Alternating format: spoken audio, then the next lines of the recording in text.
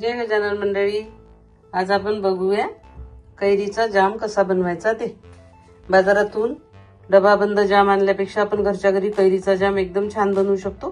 आणि त्याच्यासाठी आपल्याला साहित्य खूप काही लागणार नाहीये, बस 2 कैऱ्या लागतील आणि साखर लागणार आहे। बस इतकंच साहित्य आपल्याला लागणार आहे।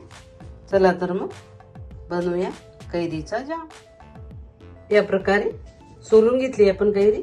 2 कैऱ्या घेतल्या आहेत आपण, तर जेवढ्या कैऱ्या घेतल्या तेवढ्या साखर घ्यायचं आहे जामला, म्हणजे तंतोतंत होतो तो। या प्रकारे सोलून घेतली। आता याचे तुकडे करून घेऊया। आता आपण कैरी अशी चिरून घेतली आहे।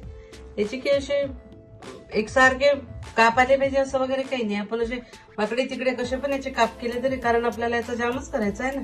सालं काढून घ्यायची आणि अशी बारीक चिरून घ्यायची आणि साखर। चला तर मग आता रेसिपीला सुरुवात करूया। तसे साखर आणि कैरी असं मिक्स करून घेऊया।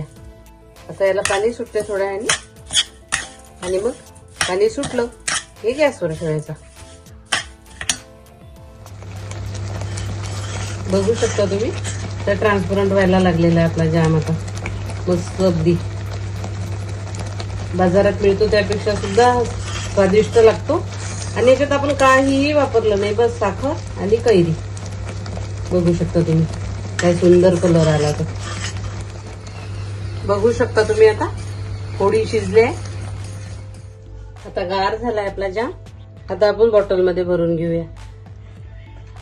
बघू शकता तुम्ही काय सुंदर रंग आलाय, आणि शिजत आला तो की आपोआपच ट्रान्सपरंट होतो। तर बॉटल मध्ये भरून घेऊया।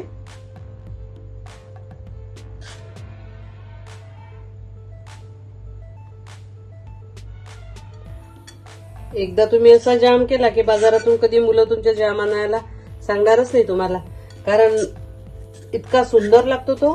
आणि शिजायला काही फार वेळ लागत नाही त्याला, कैरीला।